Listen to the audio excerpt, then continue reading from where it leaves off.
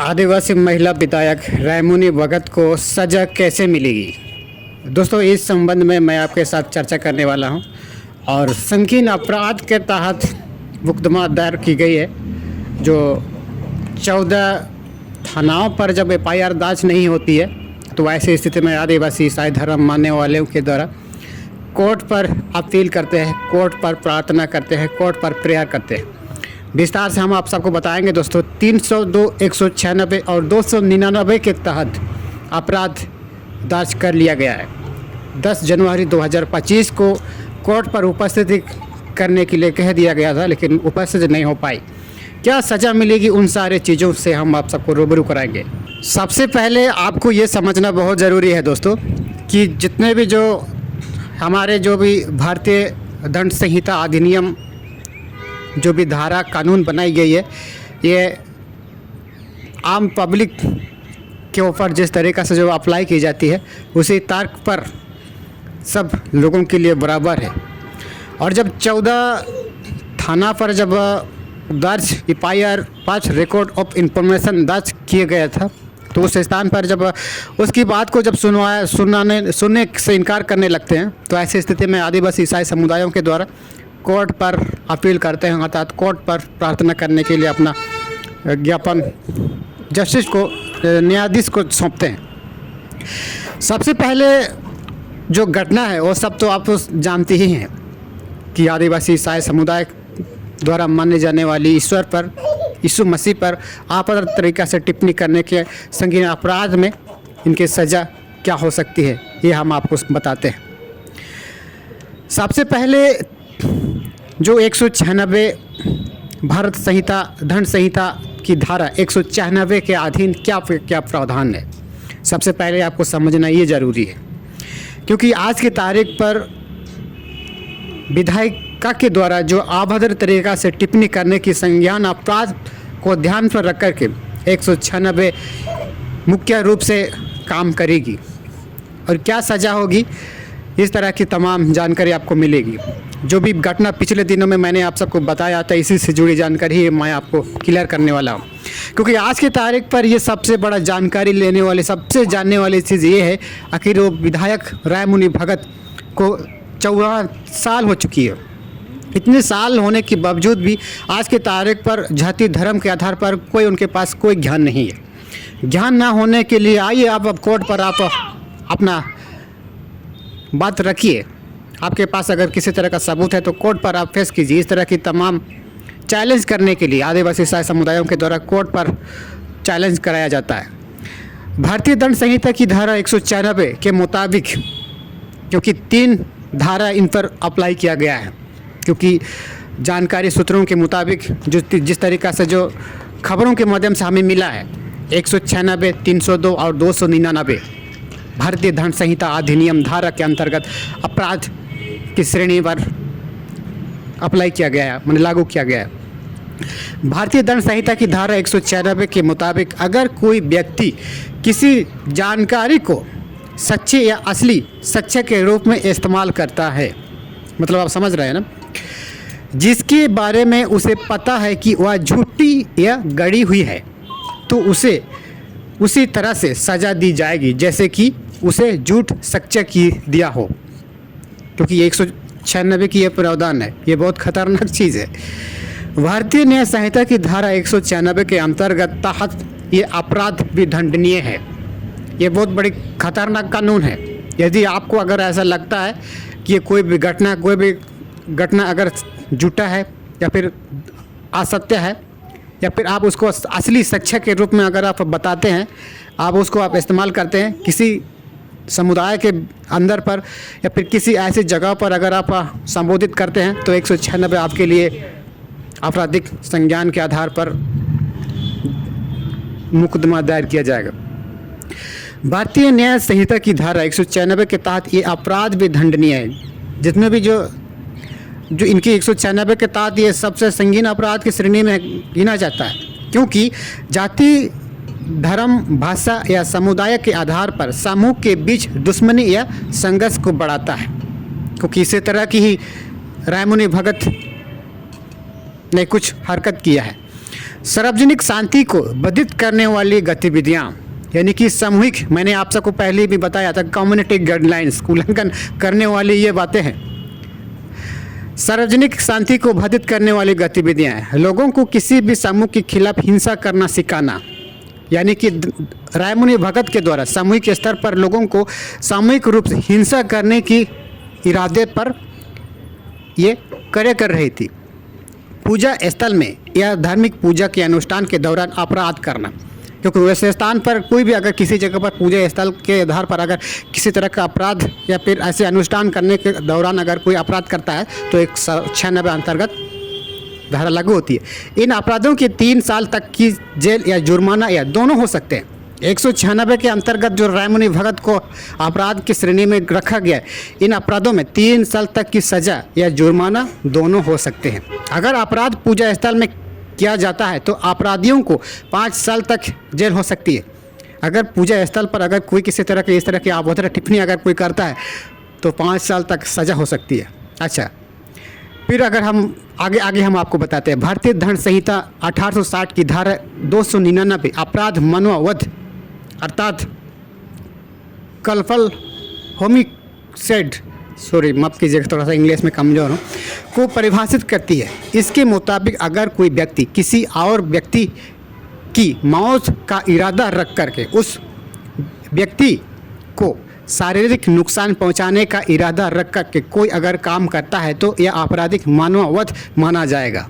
देखिए, ये सबसे बड़ी खतरनाक अपराध लागू किया गया है इस पर। यह भी शायद इनको पता नहीं होगा, क्योंकि 299 के अंतर्गत अगर कोई व्यक्ति, इसके मुताबिक अगर कोई व्यक्ति किसी और व्यक्ति की मौत का इरादा रख करके उस व्यक्ति को शारीरिक नुकसान पहुंचाने का इरादा रख करके अगर कोई व्यक्ति काम करता है तो यह अपराध मनोवध माना जाएगा। कितना इंटरेस्टिंग कानून है ये। इस धारा से जुड़ी कुछ और भी बातें हैं। अगर कोई व्यक्ति किसी पर चाकू जैसे खतरनाक हथियार से हमला करता है और उसे पीड़ित की मौत को हो जाती है तो यह गैर इरादन हत्या का मामला हो सकता है। अगर कोई व्यक्ति आत्मरक्षा में हमला करता है तो यह गैर इरादन हत्या नहीं माना जा सकता। अगर कोई ऐसा मामला भी होता है कि खुद की आत्मरक्षा करने के समय पर अगर खुद हथियार उठा लेता है तो यह अपराध नहीं माना जाएगा। अगर कोई व्यक्ति मानसिक रूप से अपने काम को समझने में असमर्थ है या मानसिक बीमारी के कारण उसे पता था कि यह गलत है तो वह पागलपन का दावा कर सकता है। मतलब आप समझ रहे हैं ना। इस धारा में परिभाषित अपराधों की सजा आईपीसी की दूसरी धाराओं में भी बताई गई है। आईपीसी की दूसरी धारा भी हमें समझने की आवश्यकता है। और दूसरा बात करते हैं 302 भारतीय दंड संहिता आईपीसी की धारा 302 हत्या के अपराध से जुड़ी हुई है। इस धारा के तहत हत्या करने वाले व्यक्ति को आजीवन कारावास या मृत्यु दंड की सजा हो सकती है। साथ ही जुर्माना भी लगाया जा सकता है। हत्या के मामले में आला अदालत मामले में गंभीरता और बारीकियों के आधार पर सजा तय करती है और आमतौर पर मृत्यु दंड या प्रावधान दुर्लभ मामले में भी होता है। आगे, यह एक गैर जमानती है और संज्ञेय अपराध है। इसकी सुनवाई जिला एवं सत्र न्यायाधीश करते हैं। इस अपराध में समझौता नहीं किया जा सकता है। हत्या से जुड़ी मामलों में न्यायालय के लिए अभियुक्त का इरादा अगर मकसद सबसे आम होता है तो इसलिए इस धारा के तहत मामलों में आरोपी का मकसद और इरादा साबित करना जरूरी होता है। दोस्तों, मैंने आप सबको बताया है 302, 119, 299 ये बहुत बड़ी खतरनाक कानून है, क्योंकि आज की तारीख पर रायमुनि भगत जो 54 साल की है, मतलब 54 उम्र साल की है, आप समझ रहे हैं ना। विधायिका की जर्नी पर, विधायकी की इस लंबे सफ़र पर ये बात उन सारे लोगों को नहीं पता है। और मैंने आप सबको पिछले वीडियो में भी मैंने आप सबको बताया तो था दोस्तों, छत्तीसगढ़ पर जिस तरीक़ा से भारतीय जनता पार्टी आदिवासी ईसाई धर्म मानने वालों के प्रति जिस तरह से क्रूरता का परिचय दे रही है, इसी तर्क पर हमारे झारखंड पर भी स्थापित करना चाहती है ये भारतीय जनता पार्टी के लोग। स्क्रीन पर आपको दिखाई दे रहा है, गले पर जिस तरीक़े से फट्टा पहन के अगर आपके आसपास में अगर कोई व्यक्ति घूमता है तो अगर समझ जाइए कि आप आदिवासी ईसाई धर्म मानने वालों के प्रति अपराध के श्रेणी में ये लोग गिने जाते हैं और अपराध करने वाली कृत्य करते हैं।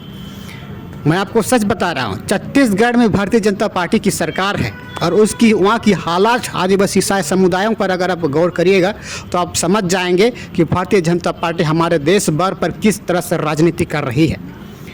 पट्टे पर गले पर पट्टे लगाए गए कार्यकर्ताओं को ज़रा गौर से देखिए, ये भारतीय जनता पार्टी के कार्यकर्ता हैं। अगर आपके आसपास पर, गांव के आसपास पर अगर आप भ्रमण करते हुए ऐसा कार्यकर्ताओं को अगर आपको दिखाई देता है तो समझ जाइए ये भारतीय जनता पार्टी के कार्यकर्ता है। आदिवासी ईसाई धर्म मानने वालों के प्रति कुक्रम करने वाले सत्य है, क्योंकि ये मैं नहीं कह रहा हूँ, ये इतिहास कह रही है। हमारे झारखंड के बगल छत्तीसगढ़ की स्थिति के तौर पर किस स्थिति के आधार पर मैं आप सबको बता रहा हूँ। और इसीलिए मैं कह रहा हूँ दोस्तों, पिछले वीडियो में भी मैंने आपको बताया था कि आदिवासी ईसाई धर्म मानने वाले से घबरा गई है भारतीय जनता पार्टी के विधायक रायमुनि भगत, क्योंकि पिछली वीडियो में भी मैंने आप सबको बताया दोस्तों, आदिवासी ईसाई समुदाय संरक्षण के दायरे पर अपना कार्य करती है। जब एक कदम जब आगे बढ़ जाते हैं ना तो आफत आ जाती है, तूफान आ जाती है, बवंडर आ जाती है। आज के तारीख पर रायमुनि भगत पर स्थिति मंडराएगी। खुद की दो टुक बातों के लिए उनको आप कौन सी सज़ा की धारा अपनाई जा रही है, ये बात आपको समझ करके चौंक जाएंगे। लेकिन छत्तीसगढ़ पर भारतीय जनता पार्टी की सरकार है, क्योंकि अब सज़ा मिलने की प्रावधान पर ना मिलने की सज़ा, माफ़ किए जाने वाले की सज़ा भारतीय जनता पार्टी के द्वारा जज को बदलने की भी ताकत रखेंगे। इसको भी आपको ध्यान में रखना पड़ेगा दोस्तों। आज की तारीख पर ये किसी से छुपा हुआ नहीं है। जिस तरह से जिस हालात छत्तीसगढ़ में भारतीय जनता पार्टी के द्वारा, भारतीय जनता पार्टी की सरकार होने के बावजूद जो हालात बनाई गई है, उसी हालात को हमारे झारखंड पर भी स्थापित करने की प्रयास करते हैं ये भारतीय जनता पार्टी के लोग। इसको समझना पड़ेगा। और जितने भी जो संगीन अपराध के दायरे पर जो अपराध की श्रेणी में पंजीकृत किया गया है, FIR दर्ज कर लिया गया है ना, ये बहुत बड़ी खतरनाक चीज़ है। हमें लगता है रायमुनि भगत को आज के बाद भूल जाएंगे आदिवासी ईसाई समुदायों पर उंगली उठाना। ये सबसे बड़ी सबक मिली है हमारे इतिहास की सबसे बड़ी पन्ने पर, हमारे इतिहास की हिस्ट्री पर, झारखंड और छत्तीसगढ़ के इतिहास पर ये पहली बार इस तरह का घटना हाई कोर्ट के द्वारा उनको नोटिस दिया जाता है। जब 14 थाना पर जब FIR दर्ज नहीं की जाती है तो फिर ऐसा भी कई जगह है, ऐसा भी कई मामला है, ऐसा भी कई प्रावधान है जिसे हमें उन प्रावधान को समझने की आवश्यकता है। और इसीलिए मैं कह रहा हूँ दोस्तों, हमारे झारखंड पर जिस समुदायों को आप घसीटिए, जिस समुदायों को आप जितना प्रताड़ित कीजिए ना, वैसा ही देश के भीतर पर, देश के टॉप पर चमकने पर रोक नहीं सकती है। क्योंकि सोने कुछ चमकने की प्रक्रिया कुछ इसी तरह से है। मैं क्या कह रहा हूँ आप समझ रहे हैं ना।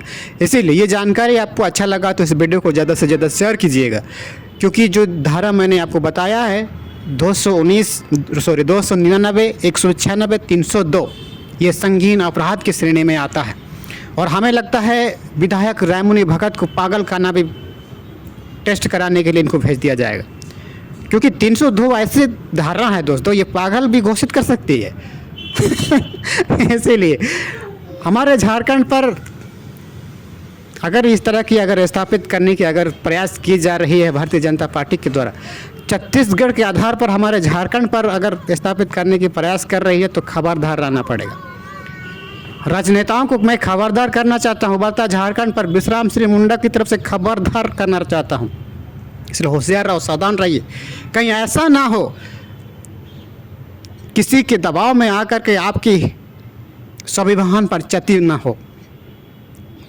अगर इस जानकारी से आपको थोड़ा सा अच्छा लगा, इस वीडियो को शेयर कर दीजिए। चैनल को अगर सब्सक्राइब नहीं किया तो सब्सक्राइब कीजिए, क्योंकि उभरता झारखंड विश्राम श्री मुंडा राजधानी रांची की टॉप 10 क्षेत्र पर बैठ करके आपके सामने चर्चा करता है। धन्यवाद।